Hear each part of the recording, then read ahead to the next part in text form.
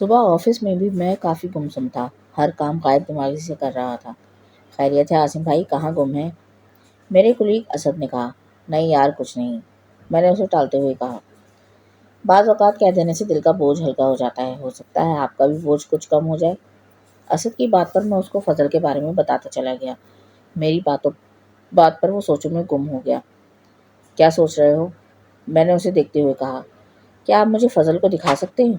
اسد کی بات پر میں حیران ہو کر اسے دیکھنے لگا۔ ٹھیک ہے، شام کو چلنا میرے ساتھ۔ اس کی بات پر میں نے حامی بھرتے ہوئے کہا۔ آفس سے واپسی پر اسد میرے ساتھ آ گیا۔ وہ ہے فضل، میں نے اسے دکھاتے ہوئے کہا۔ فضل اپنے گھر سے نکل رہا تھا۔ فضل کو دیکھنے کے بعد اسد کچھ چپ سا ہو گیا۔ کیا ہوا؟ میں اس کو گمسم دیکھ کر بولا۔ سلیم بھائی، ابھی میں چلتا ہوں، آپ سے میں کل بات کروں گا، کہتے ہوئے اس نے بائک اسٹارٹ کی اور چلا گیا۔ میں سمجھ نہیں پایا اس کو ہوا کیا ہے۔ میں کندھے اچکاتے ہوئے گھر میں داخل ہو گیا۔ اگلے دن آفس آف ہونے کے بعد میں اپنی جگہ سے اٹھ رہا تھا کہ اسد آ گیا۔ سلیم بھائی، کہیں چل کر چائے پئیں؟ نیکی اور پوچھ پوچھ؟ اس کی آفر پر میں مسکراتے ہوئے اس کے ساتھ چل دیا، کیونکہ مجھے کل اس کے کچھ کہے بغیر پلٹ جانے پر حیرت تھی۔ ہم دونوں چائے کے ہوٹل پر آ گئے۔ آپ کب سے فضل کو جانتے ہیں؟ اسد نے چائے کی چسکی لیتے ہوئے سوال کیا۔ کچھ وقت سے، میں نے اس کی بات کا جواب دیا۔ میری بات پر وہ ہنکارا بھرتے ہوئے بولا۔ آپ نے کہا تھا فضل کے بارے میں کہ ایسا معلوم ہوتا ہے پتہ نہیں کب کب بھوکا ہو۔ اسد کی بات پر میں ہاں میں سر ہلانے لگا۔ کچھ لوگوں کی بھوک کبھی ختم نہیں ہوتی، خاص طور پر تب جب ان کی راہ میں دکھے دلوں کی آہیں ہوں۔ پھر وہ بھوک ان کو در در رسوا کرتی ہے، اور اس بھوک کو کوئی ختم نہیں کر سکتا۔ اسد کی بات پر میں ناسمجھی سے اس کو دیکھنے لگا۔ اس کے چہرے پر اب مسکراہٹ کی جگہ دکھ تھا۔ فضل میرا جگری دوست تھا۔ اسد کے انکشاف میں میں حیرت سے دنگ رہ گیا۔ ہم دونوں یکجان دو قالب تھے۔ اسکول سے کالج اور یونیورسٹی کا سفر ہم نے ساتھ طے کیا۔ فضل کی عادت تھی لوگوں سے ادھار لیتا تو واپس نہیں کرتا۔ یونیورسٹی میں بھی اکثر کئی دوستوں کا وہ قرض دار تھا۔ میں اسے اکثر و بیشتر اس کی اس غلط حرکت پر سمجھاتا تھا۔ کچھ وقت کے لیے سمجھتا، مگر کچھ دن بعد دوبارہ شروع ہو جاتا تھا۔ آگے جا کر اس نے ایک نیا بزنس شروع کیا، جس میں لوگوں کے پیسے لگائے اور ان کو سب سواگ دکھایا کہ اس میں اچھا منافع تم لوگوں کو ملے گا، مگر ایسا کچھ نہیں ہوا۔ وہ سارا پیسہ ان لوگوں کا کھا گیا۔ اس دوران ہم دونوں کی شادیاں بھی ہو گئیں۔ میں فضل کو سمجھا کر تھک چکا تھا کہ کیوں لوگوں کی بد دعائیں سمیٹ رہے ہو۔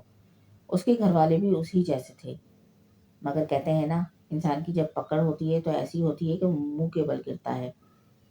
اماں زرینہ اور ان کا بیٹا شفقت گاؤں سے شہر آئے تھے۔ اماں زرینہ سیدھی سادی عورت تھی، ان کا بیٹا شفقت بھی کافی بے وقوف سا تھا۔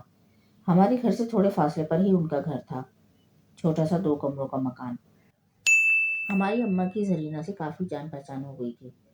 شفقت کی دوستی فضل سے تھی۔ اماں زرینہ گاؤں سے جمع شدہ رقم اور اپنے زیور لے کر آئی تھیں۔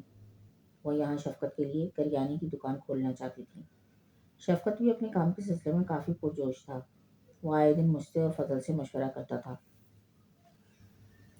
مجھے فضل سے ڈر لگتا تھا کہ کہیں وہ اماں زرینہ کی سادگی کا فائدہ اٹھا کر ان کو بھی نقصان نہ پہنچا دے۔ میں نے فضل سے کہا بھی کہ وہ اگر ایسا سوچ رہا ہے تو یہ بہت نیچ حرکت ہوگی، جس پر فضل نے کہا کہ میں اپنی تمام پچھلی حرکتوں پر نادم ہوں، مگر میں اتنا گھٹیا نہیں کہ اس بیچاری عورت کا بھی پیسہ کھا جاؤں۔ اس کی بات پر مجھے کچھ اطمینان ہوا۔ فضل اماں زرینہ اور شفقت کا خیال رکھتا تھا۔ اماں زرینہ کا بھی منہ اسے دعائیں دے کر نہیں تھکتا تھا۔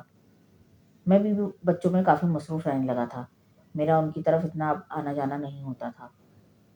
کچھ وقت بعد پتہ چلا کہ اماں زرینہ نے اپنا زیور اور پیسہ فضل کے کام میں لگا دیا ہے، اور وہ ہر ماہ ان کو کافی اچھا منافع دے رہا ہے۔ اماں زرینہ بھی کافی خوش تھیں۔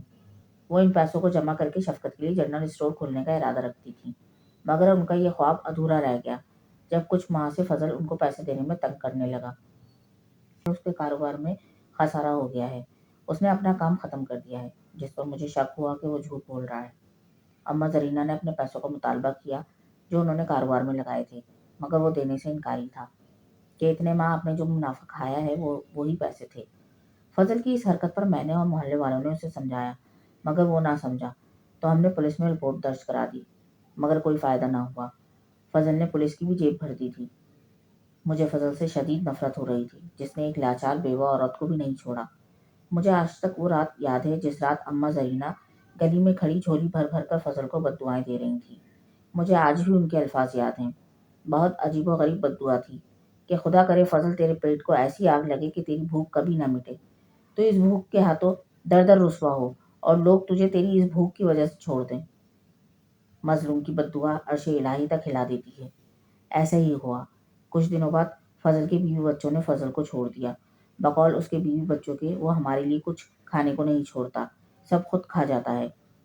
فضل کے ماں باپ فوت ہو چکے تھے، بہن بھائی بھی نہیں ملتے تھے کہ ان کو اس کی حرکت کی وجہ سے سستی محسوس ہوتی تھی۔ سسرال غرض ہر جگہ تمسخر کا سامنا کرنا پڑتا تھا۔ خوشی ہو یا غمی، اس کو بس اپنی بھوک نظر آتی تھی۔ اس وجہ سے لوگ اس سے کترانے لگے۔ میں تو بہت پہلے ہی اسے چھوڑ چکا تھا، وہ بھی اپنا گھر بدل کر کہیں چلا گیا تھا۔ جب آپ سے سنا تو مجھے شک ہوا، اس لیے آپ سے کہا کہ مجھے فضل کو دکھا سکتے ہیں، اور فضل کو دیکھتے ہی پہچان گیا تھا۔